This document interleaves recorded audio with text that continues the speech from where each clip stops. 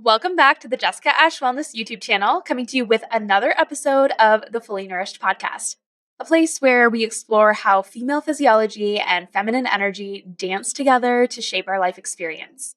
I'm Jessica Ash, functional nutritionist and integrative health coach, and in this podcast, you can expect both a scientific and a spiritual approach to female physiology, bioenergetics, hormones, biology, behavior change, and the female experience. You'll see how your health struggles and burnout are initiating you as a woman into a journey of deep nourishment and fulfillment. With that being said, as a reminder, everything in this podcast is for education and inspiration only and is not intended as medical advice. Please talk to the appropriate professional when necessary, and please use common sense before making any changes to your diet or lifestyle.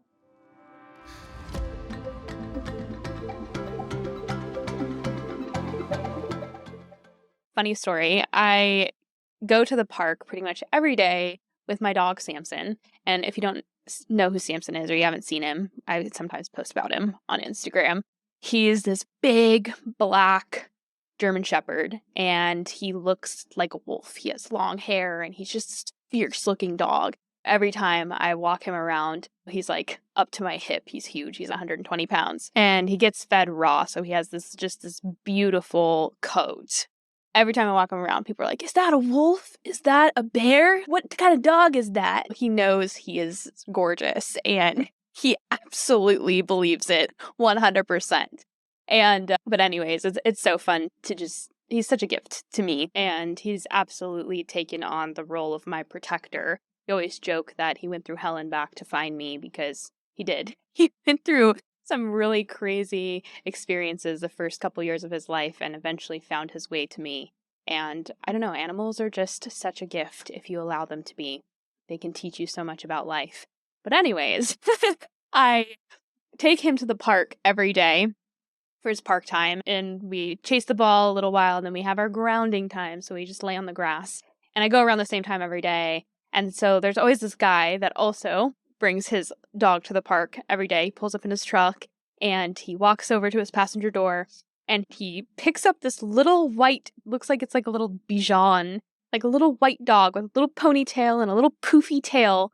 And she has a little pink diamond collar, and he carries this little pink leash, and he always just puts her down on the ground, and she starts running around and enjoying all the smells. And he just crosses his hands behind his back, all calmly and stoically. This is an older man, by the way, and just walks, and he walks around the park, and he just allows her to just like ding, ding, ding, ding with her little pitter-patter feet. She'll run in front of him, and then she'll smell and get distracted, and then he'll keep walking, and she'll get behind him, and then all of a sudden she'll realize, oh my gosh, I'm too far behind Dad, and she'll run up to him. It's just the cutest thing. But it reminds me of what we're going to talk about today. So lodge that little story in the back of your mind. But we're continuing this two-part series I started last week, where we were talking about repatterning an all-or-nothing mindset. And we laid a foundation last week that we're going to wrap up today. We're going to talk about the polarity of the mind and using the polarity of the mind to our advantage, and also some really strong action steps and how we move forward and change these patterns. But to recap last week, for those of you that didn't listen, we talked about this idea that a lot of us are so brittle, or we're so inflexible, which is actually a sign of low energy, and we're almost incapable of being resilient. It's either we're always one step away from collapse. And I want to clarify a few things, because there could be some confusion with some things that I mentioned. Is that some people, remember that we always have to apply this and remember that there is nuance. Everyone has a different personality. Everybody is made a little bit differently. Thank God. We're not all robots.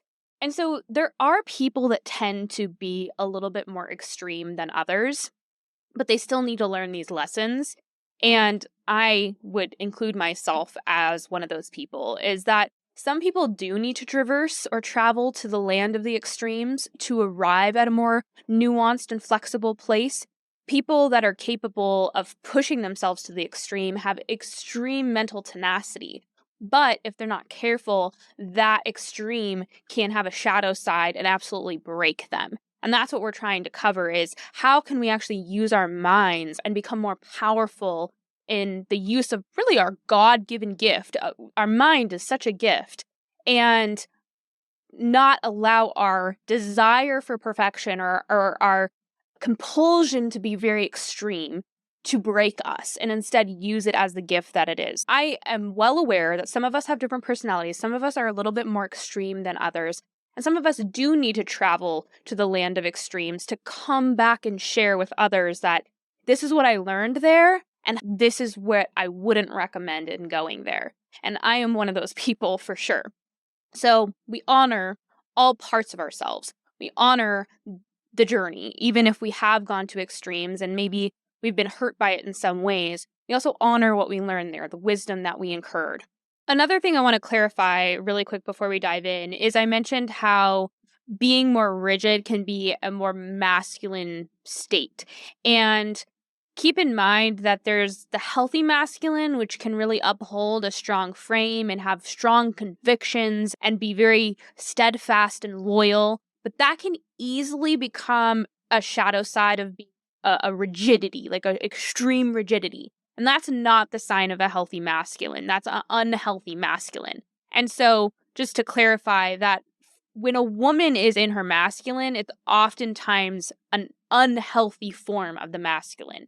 Because we all have that animus part of ourselves. We all have that small masculine part of ourselves that really steps up to protect us and enforce its will, which we'll talk about today in that polarity of the mind.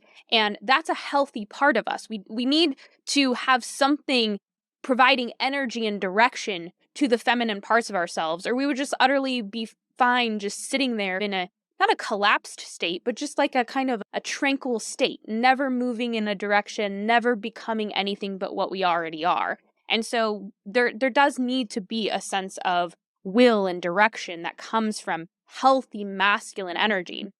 But a lot of times when we're stuck in a state of extreme rigidity, where it's like it has to be my way or the highway, and it becomes very controlling and very rigid, that is not healthy for either a man or a woman. That's a sign of an unhealthy masculine, regardless of if it's a man or a woman that's expressing that type of behavior or mentality.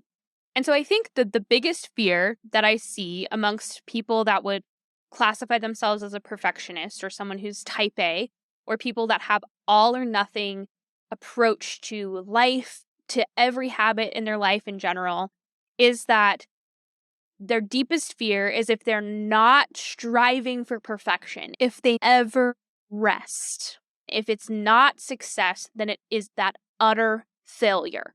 They see the equivalent of rest, space, not striving, not caring so much, or letting go of control as not caring at all, as not ever going to be able to achieve or succeed at anything. As if they stop manically striving towards this goal and surrender a little bit, that the whole world is going to fall apart and everything's going to collapse. Everything they've ever wanted is going to collapse and they're never going to reach anything at all. And again, it's that all or nothing mindset creeping in of if you're not a success, you're a failure. And so this is where you often see this very cruel form of discipline leak into people's life. And we as a society haven't figured this out yet. We tend to praise people or validate people that are cruel disciplinaries. We really like our authoritarian behavior in this society, especially. This idea of, it goes back to that dogmatic, if you don't succeed, then you're a failure, right? There's no nuance, there's no compassion, there's no kindness, no humanity, no empathy within it. And how we were parented or how we parent, if you are a parent, are great examples of what you pretty much do in your own mind, unless you have actively worked to repattern it. And it is interesting, though. I do meet women who were parented in a way that was like this. They've decided they're not going to parent their children like this, but their internal voice is still very much the cruel disciplinary within their own mind. And so this brings us to our discussion of the polarity of the mind.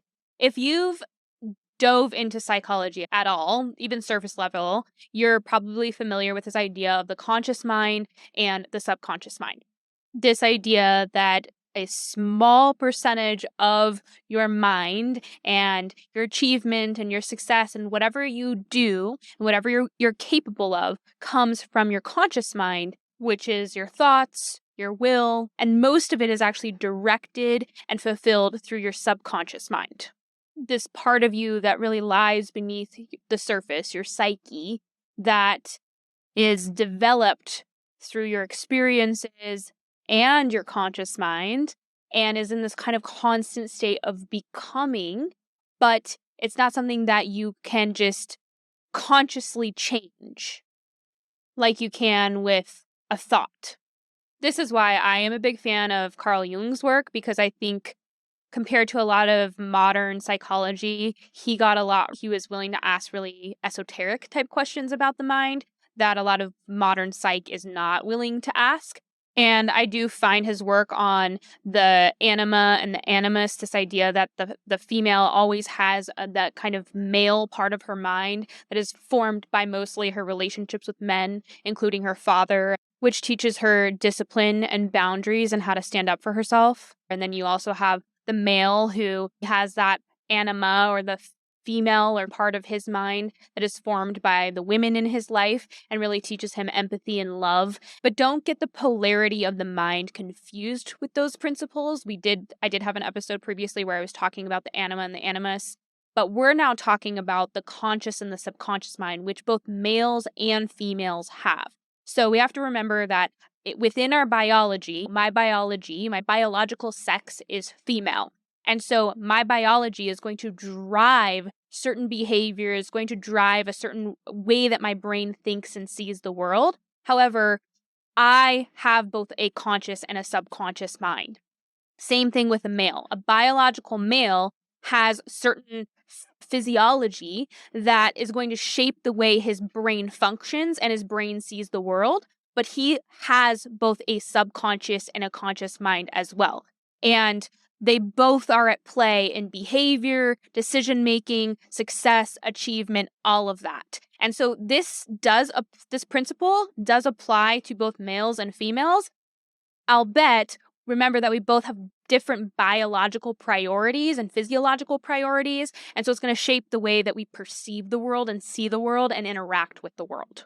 But we all have a conscious mind and a subconscious mind, which I prefer to see as the masculine mind and the feminine mind, because I really think that when we start to understand the conscious mind as the masculine and the subconscious as the feminine, we really can start to see how these two can work in harmony or can work in competition with each other and can lead to utter collapse. We can see the polarity of the mind almost as this idea of mental gender, if you want to call it that. And remember that the principle of gender, the root word of gender is gene, which also is the root word of generation, genesis. It means in its Latin root to beget, to birth something.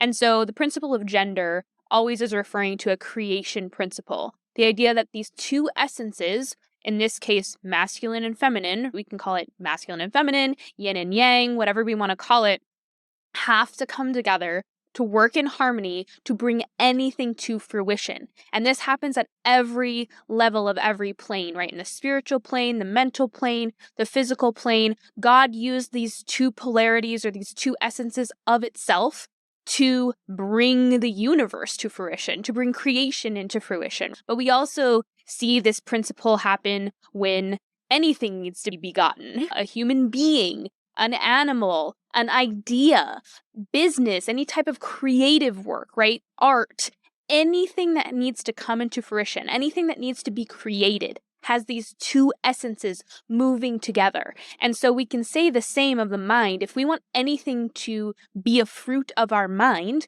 we have to let these two essences work in harmony with one another and not be at war or competition or in a state of disharmony with one another.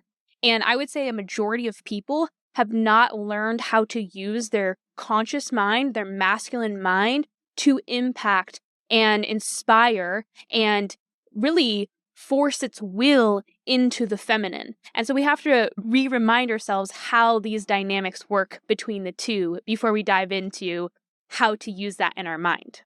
So I particularly like the way that a man named Valentinius described the two essences of God, or the feminine and the masculine. He was one of the earlier Gnostics who was friends with a lot of the saints that we now attribute to earlier theologians in the church. He was a part of that core group of people, but he just had some different beliefs. And actually, many of the early church fathers were influenced by Valentinus, even if they would not admit it. They had dinner together, like they were friends. They would debate each other on their belief systems, because if we remember that the origins of the early church were very mystical in nature, there were a lot of unanswered questions. There were some people that claimed that even after Jesus' ascension, he continued to show up to them in dreams and visions, his closest friends and followers, and continued to explain things that they had questions about. Now, because remember that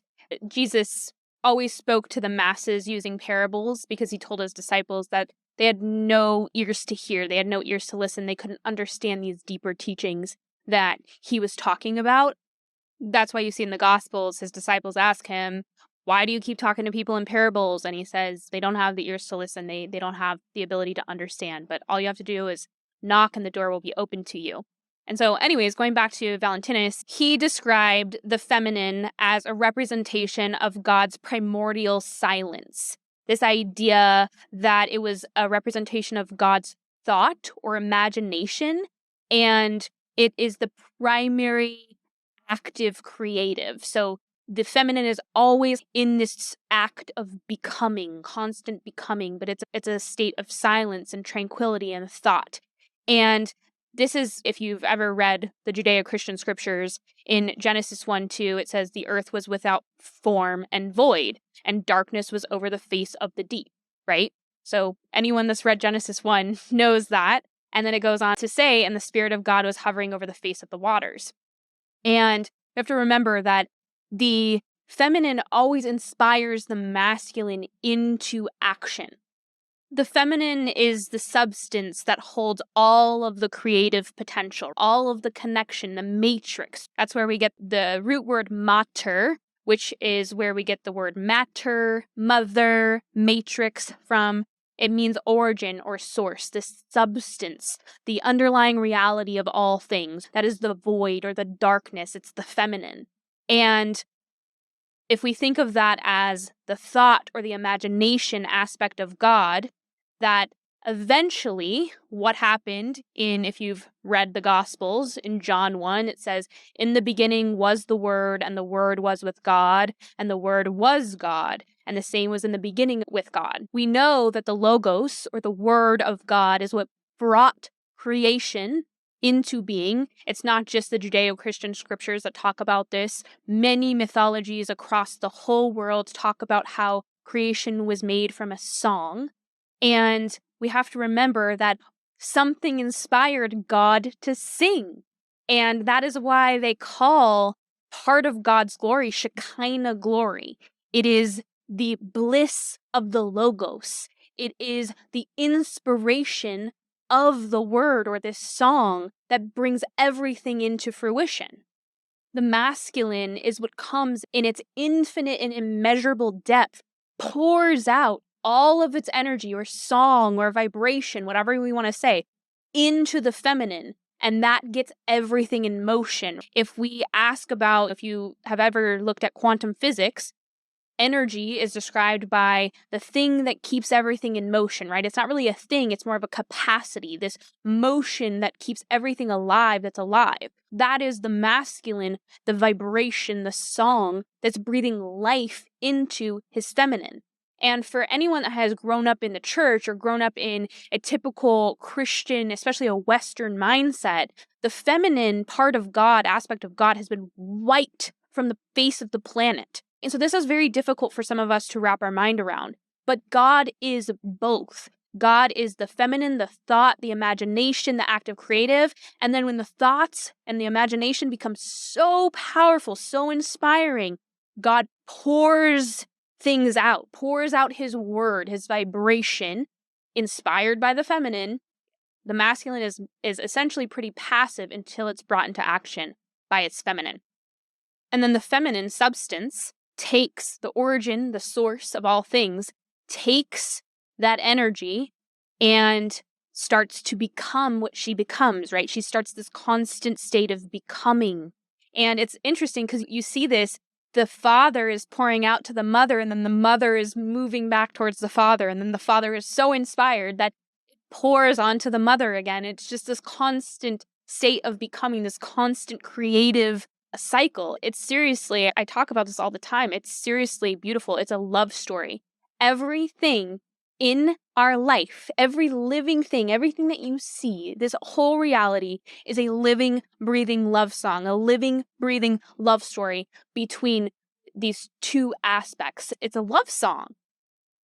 Why do you think Jesus constantly said his Father, God is love, God is love, God is love? It's all for love. It's love, it's love, it's love, it's love. It's a vibrational energy or frequency of love. That's what this is. And so if this universe is all a fruition of these two polarities coming together, this creative essence coming together, and we are made in God's image, we are really little creators. We're invited to co-create. All of the laws of the universe, this order, this structure that has been created from this love story, is ours to partake in. It's our choice if we want to utilize these laws or not.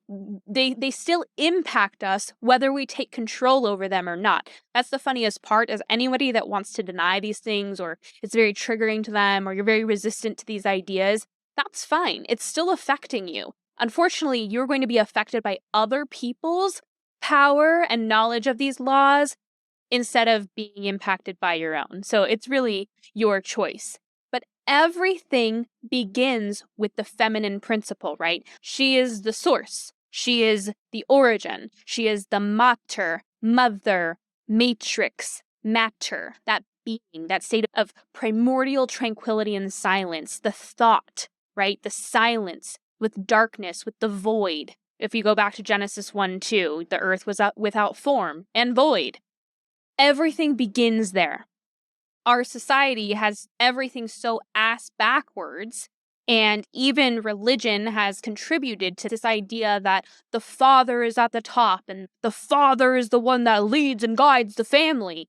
But we've forgotten a whole other half of the story. It's a lie by omission, and it has impacted us in every area of our being. Sure, the man takes the action. The man is the protector and the provider, but what is the woman? What is the feminine? And so if you think of the subconscious mind as the feminine mind, it is in a constant state of being and becoming without our conscious action and will. So remember that the feminine on its own, without the masculine, has no structure, no form. It's just substance. It's origin, it's source, it's the primordial soup. It has everything, all potential for creation and for power, whatever the heart desires, whatever the will desires, whatever the masculine wants to give her, she will take it and she will become it. However, without the masculine, she is completely satisfied to just live in that primordial substance, that silence, that tranquility, that thought. And that's why the masculine is so important. It's what actually breathes the life and the motion into the feminine to give everything form, to give it the structure it needs to become something. And so the subconscious mind is not like the conscious mind. It doesn't think in terms of humor and nuance and even sarcasm. It just takes anything that it's given and it starts to integrate that into itself and become it, to take it and become it, which is why the conscious mind, the masculine mind, is so important. It's the one that gets inspired by the subconscious mind, which is why it's so important to change and shift and feed the subconscious mind so it can be in a state of healthy becoming. But the conscious mind, or the masculine mind, is what actually enforces its will or its direction or its energy towards the feminine mind. And so you can't really separate the two, right? You can't really have one without the other. But if we remember that the void comes first, the feminine or the subconscious comes first, and then the masculine or the conscious comes second and is inspired by the feminine, and then it keeps this creative cycle going, then we have to remember that action, which is of the masculine, is the fruit of the subconscious or the imagination or the thought or the shifts in energy that are taking place. Action is the last step. It is an invitation to receive. A lot of us see action as something that we're forcing something to occur, or once I act, the goal will be mine, right? I have to act my way towards a goal. But actually, action is the last step. It starts with thought. It starts with thought change. It starts with word change. It starts with your state change or your energy shifting. And then action becomes a fruit of that, and that is your last step to opening your hands to receive. Action is a state of receiving, right? The feminine is receiving the action or the masculine. I always like to think of action as you have already received it in your own mind. Everything that is going to occur from that action has already been achieved, and all you have to do is just open your hands and it's going to drop into your hands. If you think that action is the first step, you're going to have a very hard road ahead of you. It starts with the mind, it starts with your thought change and your word change, and then the action becomes a fruit of that. Now, this is not to downplay the importance of action. Action is important. It's the last step to receiving something. If you want something, but all you do is imagine it, all you do is visualize it, all you do is think about it, all you do is declare that it is, which are all important parts of bringing something to fruition, but you don't ever to actually take the action, you're never going to receive the thing, because the action is the prayer. The action is you reaching out and grabbing something that you already know is yours because you have told your subconscious mind that it is yours. The problem that most people have is that they act just to act, to feel as if they're doing something or accomplishing something. They don't ever sit back and remember that action is the fruit of being, the fruit of thought, the fruit of your energy shifting. It's the invitation to receive something. They just act to feel as if they're accomplishing something. And a lot of their actions are not actually born of their own conscious will, what they want to enforce into their subconscious mind. Their action is just a collection of other people's will or other people's more powerful conscious minds or masculine minds over them. This person said I need to do this to get this. This person said I need to do this to get this. And so you collect these things that you're doing all the things. I hear that term said to me by women all the time. I'm doing all the things. I'm doing all the things. Why am I not getting what I want? And my first question is, what do you desire? What is it actually that you want?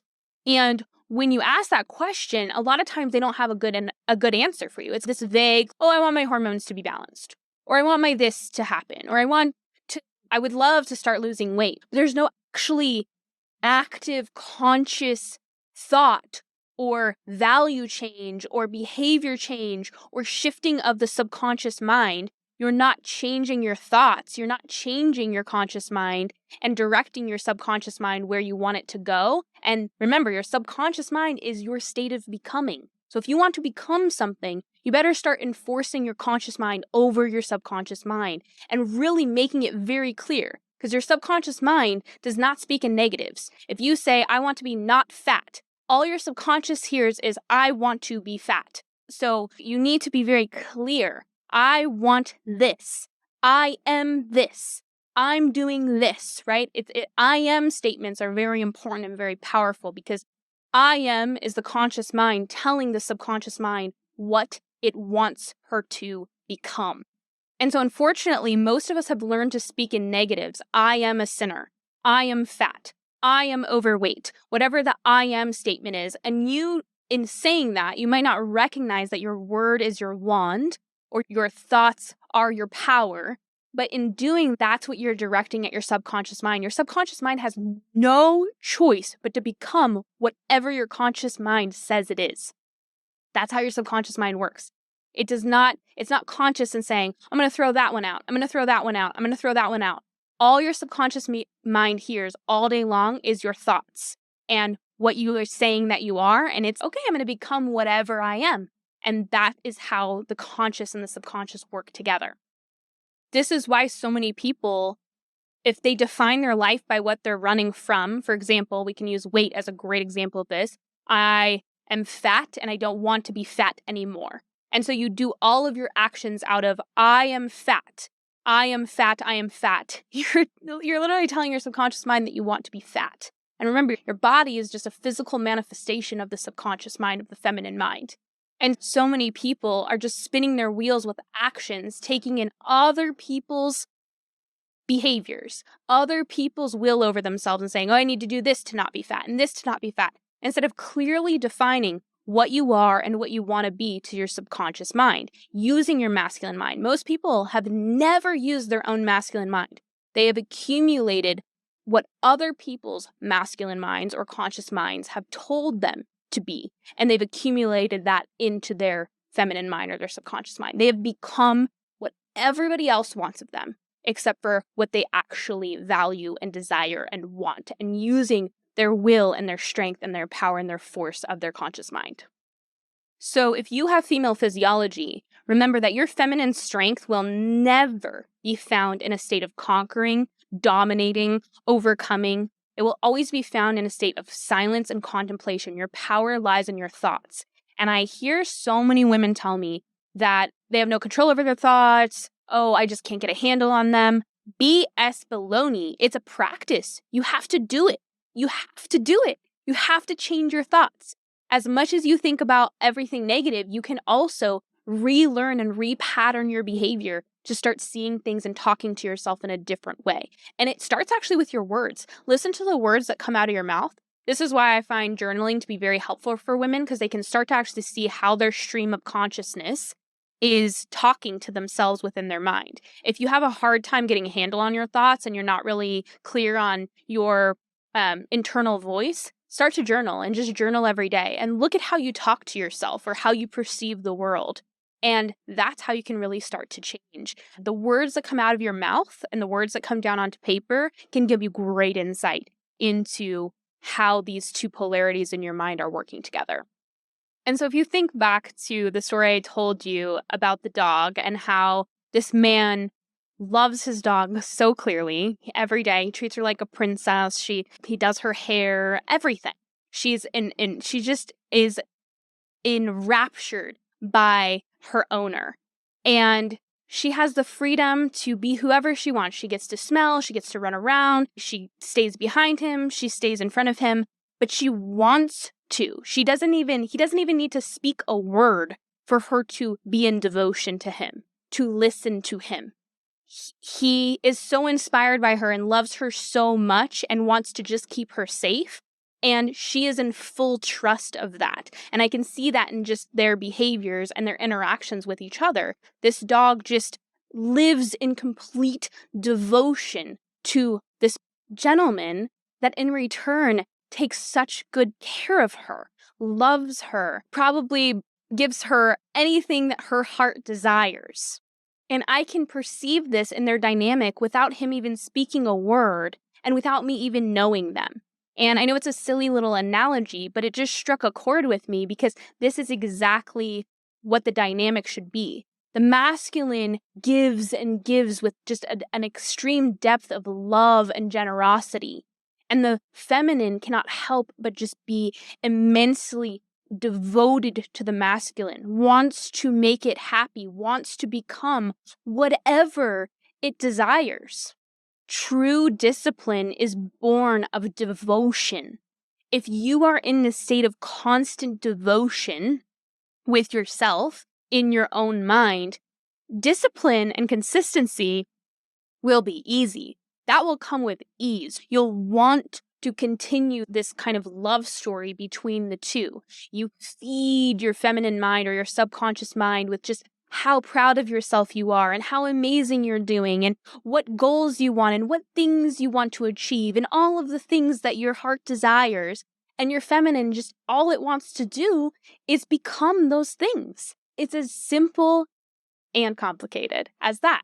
And so it starts with a perspective change and understanding that now we're going back to your female physiology and understanding that your strength is always found in your softness, the leaning into discomfort, and not in the resistance or the force. So if you are are becoming aware, awareness is really the first step. If you're starting to become aware of this dynamic within your mind, it's not about beating yourself up. It's not about a resistance to it or pretending it's not there. It's about sitting back and watching this play out and starting to pay attention to what's been happening that's led you to the place that you're at. I don't think the best approach to an all or nothing behavior or perfectionism or being type A is to just try to overcome it or to become a recovering perfectionist. It's not as cut and dry or as black and white as that. It's about really sitting within the discomfort and allowing it to move through you. What are the ways that this gift has helped you? What are the ways that this gift has hurt you? And just allow that discomfort to alchemize into something else. Do you want it to be different? Then it can be. It's as simple as that. But mental alchemy, this idea of taking something that's uncomfortable or taking something that you want to change and you're not comfortable with inside of yourself, it's a type of alchemy. It's a type of saying, this is where I'm at, this is what's occurring, and this is where I would like to go. And transforming that, taking that discomfort and running away from it, or just running, staying in that fight or flight where it's just, I just need to be perfect and then I won't feel this anymore. It's about just stop resisting and sit with it. Be uncomfortable for a second and just sit with all the parts of yourself that make you uncomfortable. And just clear your conscious mind for a moment. Just have no thoughts, no opinions, attach no stories, and just sit with yourself as you are. And just sit with the discomfort, sit with all of the nuance of everything. And that is you starting to use your subconscious mind. When you clear your mind of thoughts, some people call it meditation, whatever it is, it's just the act of being, right?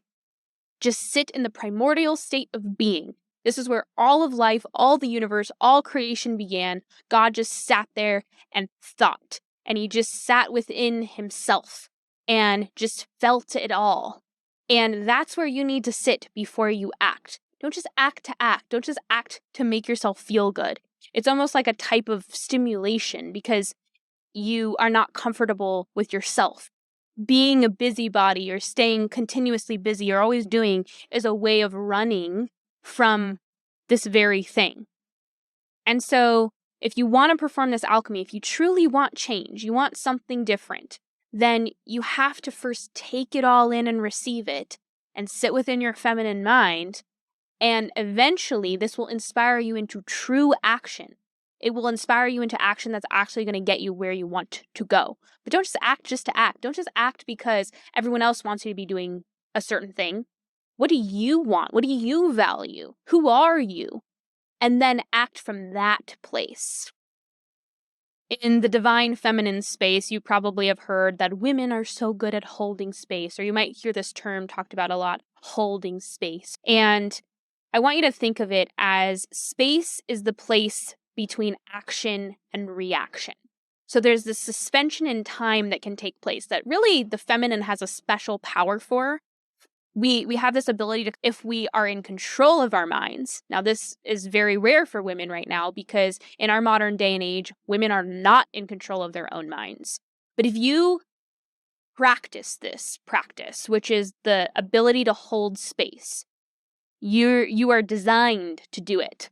It's that space between when something happens, because in life, for every action, there is an equal and opposite reaction, right? The law of cause and effect, or Jesus says, whatever you ask for, it will be given to you. Whatever, if you want to call it karma, is this idea that for every cause, there will be an effect. For every action, there will be a reaction, right? And so the feminine, remember, you lie within the void. You lie within the substance. You lie within the source. And so you are capable of holding the space between the action and the reaction. And my encouragement to you would be to practice holding that space between something occurs and it makes you uncomfortable. Oh my gosh. And I want to do something. I want to react. And you just stop. And you just hold some space for a moment. And you just hold some space. And then you get to choose, it's your choice, to respond appropriately instead of react. Reaction is an out of control response.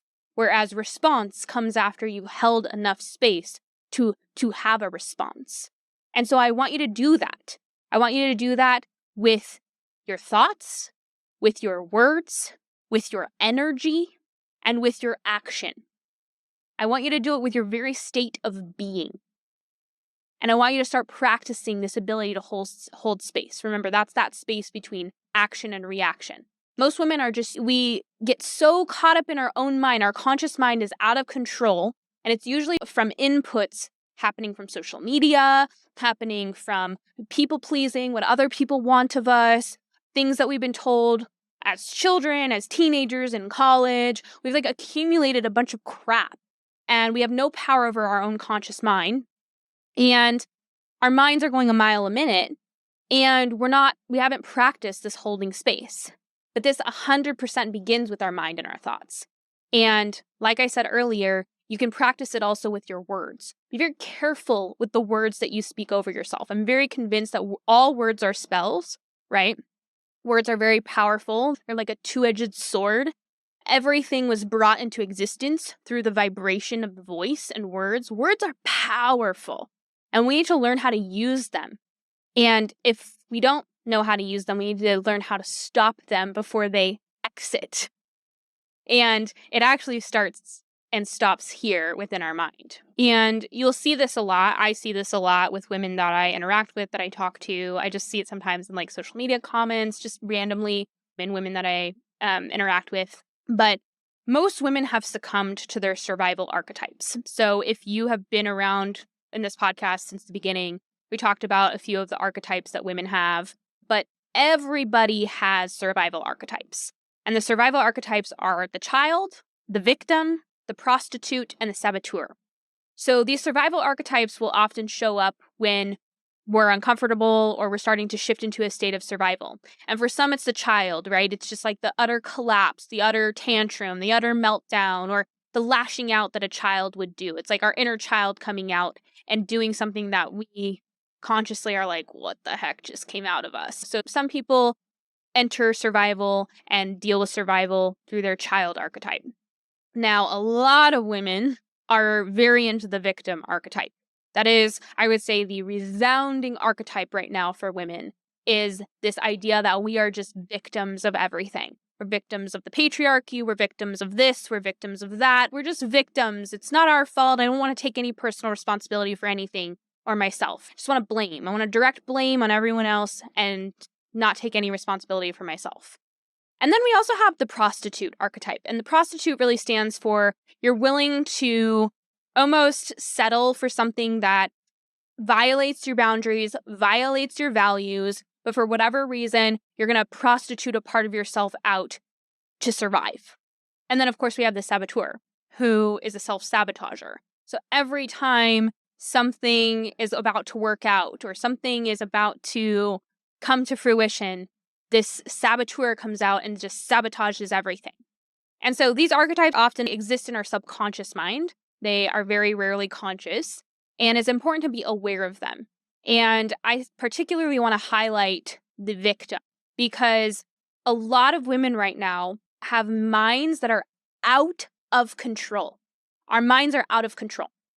Now, there are many things that are impacting our minds. I think of how if our hormones are out of balance, we have low progesterone, we have excessive estrogen, our mind's going to be racing at 1,000,000 miles a minute. In rats, when they do studies on the effects of estrogen versus cocaine, they're very similar in how they impact the neurotransmitters. Or a lot of women will blame PMS, I'm just PMSing, I have no control over my own brain. Or now it's the nervous system. My nervous system is dysregulated. Or my adrenals are out of control. Or I have copper toxicity. Or I'm in menopause. And of course, these are going to have a huge impact. The physical has a huge impact over the mental, right? A very heavy weight over the mental. However, we have to be careful to decipher between, is it really our body controlling our own mind? Or is it us playing the victim and we need to take some personal responsibility? Because it can be both. It can be both, or it can be one or the other. But I want you to get real with yourself and say, have I allowed something to take over my mind? And I want to take that back. And you can do it at any moment. But it's work. It requires energy, right? And this is why at the fundamental parts of my work is nourishment, is providing your body with the physical raw materials and resources, giving your body the physical energy needed so you can start doing this deeper work. But you do need to take some personal responsibility and say, this is where I'm at and this is where I want to be. Because if we want things to change for women and we want men to be different, I hear a lot of women complain about the responsibility that women have. It's not only do I have to do this, I have to go to work and be the breadwinner. I also have to raise the kids. I have to do the domestic duties and I have to change before a man can change. And I understand the feeling of resentment there. I can relate. There are times where it's, man, this feels like a lot. However, there's a reason why women is described as the helper of men. It's not that we're like there as a helpmeet, like we're just their little servant. It's that we set the pace. We set the pace with everything. Our energy is so powerful. It's so primordial. It's so primal that it impacts everything around it. And so that is our responsibility as women. That does not mean we have to do all of the work, but it means that if we want things to change for ourselves, we can't play the victim. We can't play the child. We can't play the poor me, poor me. We can't play the saboteur. We can't play the prostitute. We have to step into our power and confidence as women, not as little girls. We're in this perpetual society right now where women want to just remain the maiden. They want to remain the little girl. Millennials are having a very difficult time growing up and claiming that they're a woman and that they're an adult. And of course we are, right? Because being an adult in this modern society as it is now sucks. But that doesn't mean we just run away and we escape it. We got to step up. We've got to step into our power with trust. And if we have confused our minds and our thoughts with who we are, ourselves, it's time to separate them. We need to learn to master our own internal universe because we have forgotten our birthright as co-creators of the universe. Our minds are our power, our words are our wand, yet we've forgotten this. And it starts with understanding of our body, becoming properly resourced from within, understanding this physical body so that we can become stronger physically and then step into what we are capable of. But we've lost touch. We've lost touch with our feminine wisdom, our love for wisdom, and it has destroyed us. It's destroyed women as a collective, as a whole, and in doing that, it's destroyed society. One of the things that makes feminine energy so great is its ability to feel, is its ability to hold space, is its ability to go slow, to take the time needed, to surrender, to trust, to receive. That is your gift, and your body is biologically and physiologically designed to hold that energy. But you need to step into it. You need to take control of it. There is a level of all of this can only be done under the protection and the provision or the providence of the masculine, the generosity, right? The support, the unending energy. And I'm not talking about a man. We're responsible for creating our own safety. I'm not talking about you need a man in order to step into your feminine energy. Heck no, that's not true. It's understanding that we are responsible for creating our own safety. Every decision that we make either puts us into a state of survival or a state of safety or creation, co-creation. It's one or the other. It's not neutral. And we need to take personal responsibility over our decisions, every single one. And our body is there to back us up, to let us know when something is not right. We have 5 branches of our wisdom. I call them the 5 eyes of feminine wisdom, which is instinct, insight, imagination, intuition, and inspiration. And instinct is purely visceral. It's a very body, a very physical, a very sensual thing. It's pre-thought, right? It's all gut, it's all nervous system, it's all spidey senses. Insight, imagination, and intuition are both mind and body together, working together. This is why our body is referred to as a temple. It's where we go to meet the divine, and it's where we go to meet spirit, or whatever you want to call it. but we have to go within. What does Jesus say? We go into our room, we close the door, and we pray to our Father who is unseen. We go within, we close the door, right? There's a place within that is the place where we meet the unseen spirit. And so what are some action steps that you can do to start shifting your mind and using the polarity of your mind, other than just the information that I shared today? The first thing I mentioned, remember, is to start to journal. Start to become aware of your words and understand that your word is your wand in a way. And it is, if you think of yourself as a magician and you're waving your wand, that is what you're creating. And so start to be much more careful of the words that you speak. If you continue to say, I am sorry, I hear women say this all the time. I'm sorry, I'm sorry, I'm sorry, I'm sorry, I'm sorry. You are a sorry person. You are sorry. You are in the state of sorry. Because when we say, I am sorry, we are in a state of sorry. I am creates a state of being within the subconscious. And so that's just one example. But start to journal or start to be more conscious of your words. And that includes your thoughts, right? Because your thoughts become your words. So if you're not connected to your thoughts quite yet, at least start with your words. And then another thing that's really important and has helped me and many of my clients is redefine what success is to you. So you need to sit down and you need to write out what your values are. What does success look like? And write it down in detail. A lot of us carry this arbitrary idea of success in our minds that actually was imprinted there by somebody else. And so we're living out somebody else's idea of success. And it's why we're never fulfilled and why we're never happy and why we're constantly striving and the goalposts constantly move. It's one thing if you have set the goal and that is your goalpost to hit, but make sure that it is yours and make sure that it's coming from a place of kindness and compassion and it's not unachievable. Remember that success goes so far beyond just actions that we do. They are more states we embody. And so you can start to seed your feminine mind with your I am statements. What do you want to be? And start saying, I am that.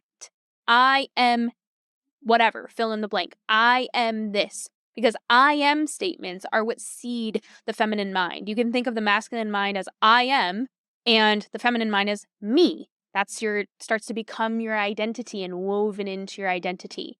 And so whatever you say you are, you become. And so an additional action step that kind of plays off of that is starting to use your masculine mind or your conscious mind to co-create with your feminine mind. Put down the guns, put down the weapons, and stop using your masculine mind to abuse your feminine mind and make her small and scared. If you want to be a small and scared person, and that's how you want to feel, then keep abusing yourself with your conscious mind. But if you want to expand and grow and effloresce and grow into everything that you are meant to be, then stop making your subconscious mind so small and scared, like a little child, right?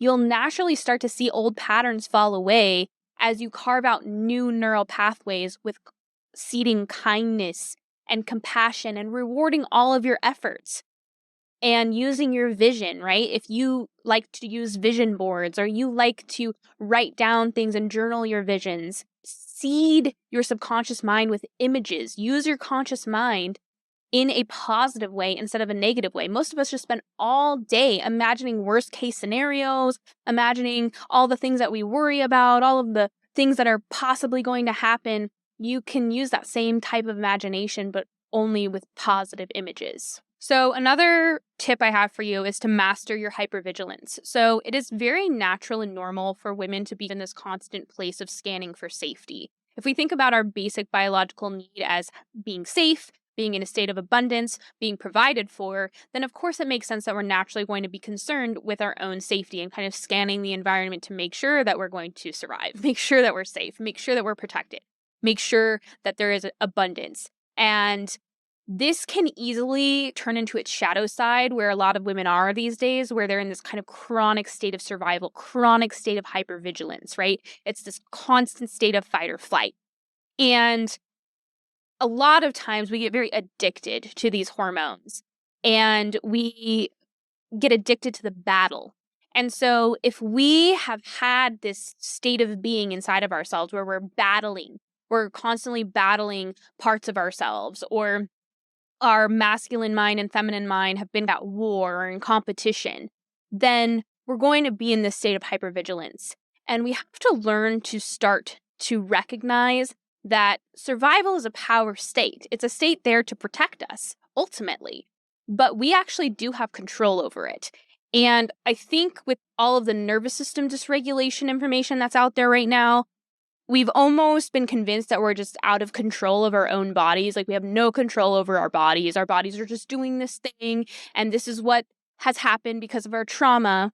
And I just like to see the nuance in that. Of course, a lot of this information is important and relevant. However, that doesn't mean that we have no control over our survival response. That's why I'm talking to you about retraining your mind. Is you can absolutely retrain your mind to use your states of survival or your hypervigilance to your benefit instead of to self-harm yourself. Master your state of survival. Another tip I have for you, and maybe you can do this in your journaling, but remember that perfectionism and all or nothing usually has a never enough often at the root of it. Whether that is you don't ever feel like enough, or there's something outside of yourself that's not enough. And I have found that the most powerful way to shift this never enough type mentality that's deep within is just gratitude, is simply getting in the habit of gratitude. And I love, there's just this journal you can buy on Amazon or wherever. It's called the 5-minute gratitude journal.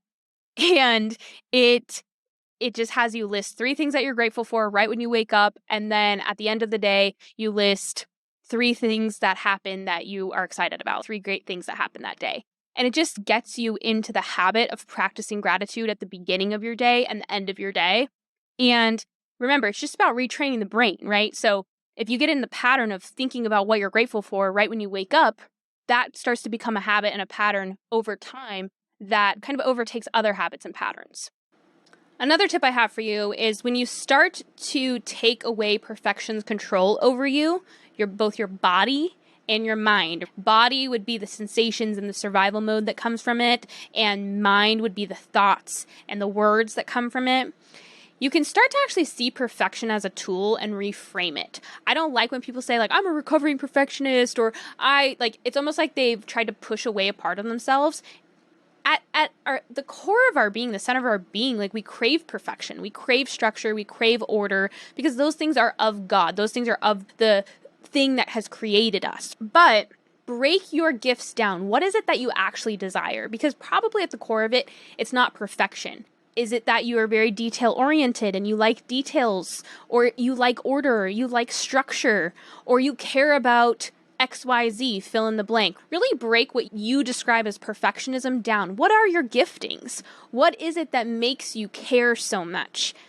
And start to see those things as a powerful tool, a powerful weapon or tool, however you want to describe it, that you can use. Those are powerful gifts that you have been given. And you can choose how to use them once you master your own mind, once you master your internal universe. And so as you learn how to wield your energy with intention, you can pull back or you can go full steam, right? You can use those gifts when necessary. And so I like to do something called 70% output at all times. So I'm somebody that can easily find myself going 130%. And then I'm like, why am I doing this? I don't even care that much to go 130%. Why am I exerting all of my energy on this thing that most people, if I did my 70%, they would see it as 100%. Because that's the cool thing about being a perfectionist, is your 70% is other people's 110%. And so use that. I have a rule that I give 70% output at all times, except for when it matters. Except for when it's something that I absolutely want to go 130% on and just pour out all of my giftings onto. I also keep what I call the 30% rule. So these are 2 different rules. I don't know why they're percentages. It just works in my head that way. But I keep this idea of 70-30 in my head, because 70 plus 30 equals 100. So that's how I remember it. But it's this idea of I always give 70% output on everything, and then I'm saving 30% for myself. However, keeping in mind that if I cannot go full steam, let's say I can't even go 70%. Let's say I'm very low energy that day and my body is just screaming, pull back. I can always usually do 30%. And 30% is always better than 0% of zero. So that has helped me overcome my all or nothing behavior a huge amount. This idea of I never give more than 70% unless I absolutely intend to. And if something feels too hard, or I'm in this like all or nothing, like I can't give it my all, so I'm going to give it my nothing, I say, I'm going to do 30%. I'm just going to do 30%. So let's apply this practically to like a workout, for example. A lot of people who have all or nothing mentalities, they often approach health and fitness, and I can have the tendency to do that. I used to.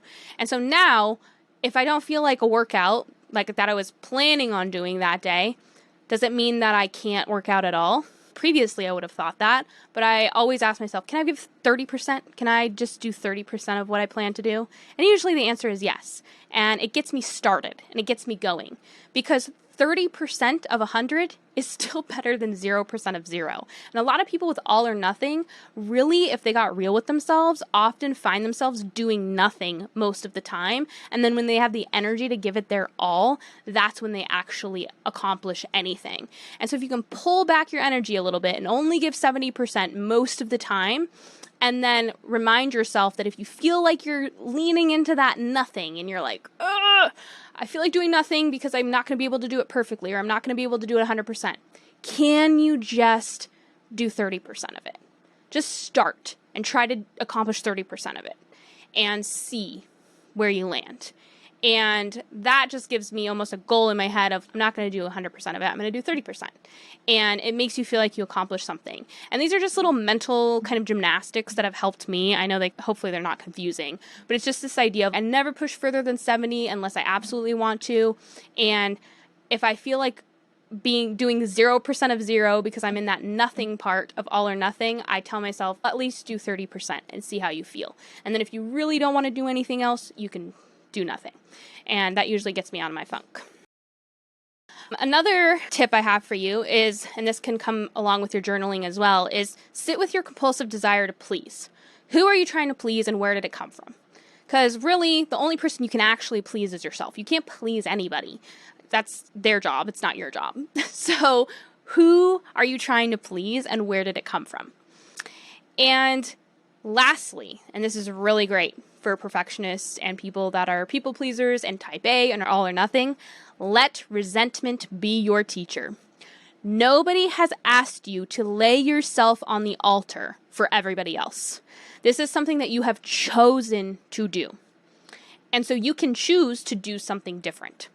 And so wherever you resent something, or wherever you have resistance, but mostly resentment, ask yourself if you have maybe unconsciously made the choice to do something and then you're putting that on someone else. That you feel like you've laid yourself down on the altar, you've given it your all, and they don't respect it. They don't appreciate it. Did they ever ask for it? And a lot of times what I find is that people that are in this all or nothing, or there's perfectionist or people-pleasing patterns, are giving their all to people that never asked and then resenting the people that never asked. And so I'm going to leave you with this. It's very important when you're trying to change a behavior to forgive yourself. Because I feel like a lot of people ask for forgiveness. They want something outside of themselves to forgive them. And nothing needs to forgive you. Remember that God's not human. He doesn't have human behaviors. He's not like wielding his justice over you. That is what we have ascribed to God as humans. But the reason that we're called to repent, the reason that we're called to ask for forgiveness is not for God. It's for ourselves. Because we have to detach and move on. It's for our own good. And so whenever I create a prayer or an affirmation, I always include a sentence of forgiveness in there because it's very important. And so this is just an example of something that you can pray or you can speak over yourself to change, get the ball rolling. If you feel like you can't do anything else that I talked about today, you can just repeat this to yourself, or you can make it your own. Like, there's no formula to this. I just came up with this as something that I had written down over and over again when I was overcoming these behaviors. It says, I am thankful for my gifts. Speaking gratitude, right? I am thankful for my gifts.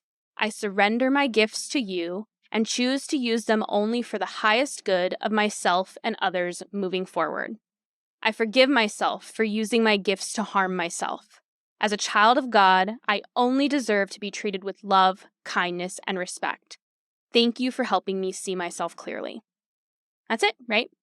So we practice gratitude, we surrender, we forgive ourselves, and then we make an intention of what we're going to do moving forward, and then we do it. So I'm going to read it one more time, and then we'll be done. I am thankful for my gifts. I surrender my gifts to you and choose to use them only for the highest good of myself and others moving forward. I forgive myself for using my gifts to harm myself. As a child of God, I only deserve to be treated with love, kindness, and respect. Thank you for helping me see myself clearly. Thanks for listening. Before you go, I just want to let you know that I want your questions, topics, and guest requests. I rely on your feedback so I can create content that is inspired by you. So make sure to visit the form in the show notes to submit any questions you'd like me to feature in coming episodes. And if any links or resources were discussed today, they're included in the show notes, which are linked in the description box below. If you enjoyed the episode and want to support the podcast, please share about it with others, share about it on social media, like this video, subscribe to the channel, or leave a rating or review on any of the major channels and outlets.